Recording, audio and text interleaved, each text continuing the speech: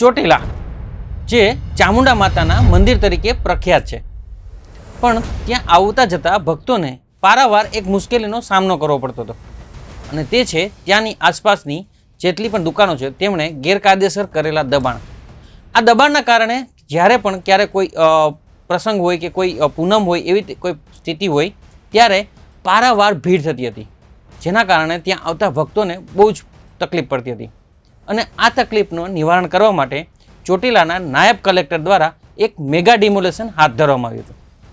આ mega demolition દરમિયાન ગેરકાયદેસર દબાણો અને ભૂમાફિયાઓ ઉપર બુલડોઝર ફરી વળ્યું છે. કલેક્ટર દ્વારા દૂર કરવામાં આવેલા દબાણોના કારણે ચોટીલા આવતા ભક્તોને ભારે રાહતનો શ્વાસ મળશે. તો શું છે આ સમગ્ર મામલો અને કલેક્ટરે દબાણ દૂર કરતા શું કહ્યું, આવો જાણીએ વિગતવાર આ વિડીયોમાં. નમસ્કાર, આપ જોઈ રહ્યા છો બેનિફિટ ન્યૂઝ અને હું છું મહેશ.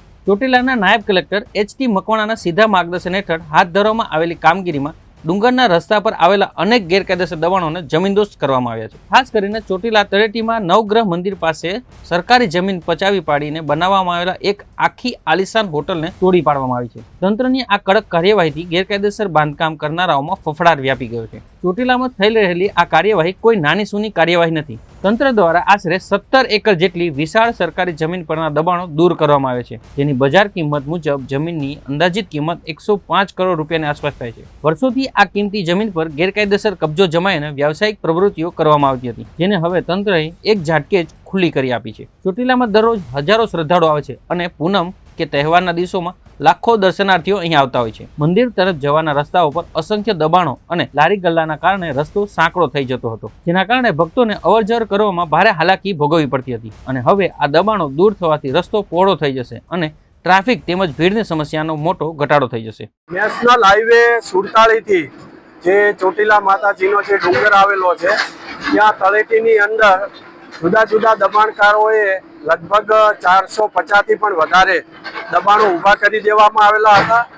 આ રસ્તો છે એ રસ્તો 40 ફૂટનો જે તે વખતે મૂકવામાં આવેલો હતો, જેથી કરીને જે યાત્રાળુઓ આવે છે ડુંગર ખાતે, ત્યાં યાત્રાળુઓને કોઈ તકલીફ ન પડે, અવર જવર કરવામાં મુશ્કેલી ન પડે. અને જ્યારે પૂનમ જેવો જે તહેવાર આવતો હોય છે ત્યારે મોટી સંખ્યાની અંદર યાત્રાળુઓ ઉમટી પડતા હોય છે, તો ત્યારે એમને ટ્રાફિક ના નડે અને સરળતાથી દર્શન થઈ શકે તેના માટે આ 40 ફૂટનો રસ્તો મૂકવામાં આવેલો હતો.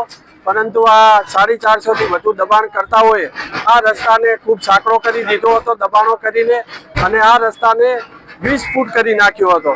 જેથી ગઈકાલે પણ એમને સમજૂત કરવામાં આવેલા હતા ને એમાં ઘણા બધાએ સ્વેચ્છાએ પણ દબાણ દૂર કરી દીધા હતા. જેણે નથી કર્યા એને આજે સવારથી જ આ ડિમોલેશનની કામગીરી ચાલુમાં છે.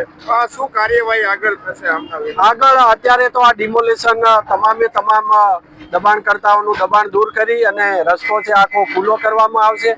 ભવિષ્યની અંદર પણ આ દબાણ ન થાય તે માટે જરૂરી પગલાં લેવામાં આવશે, સતત ઇન્સ્પેક્શન કરવામાં આવશે.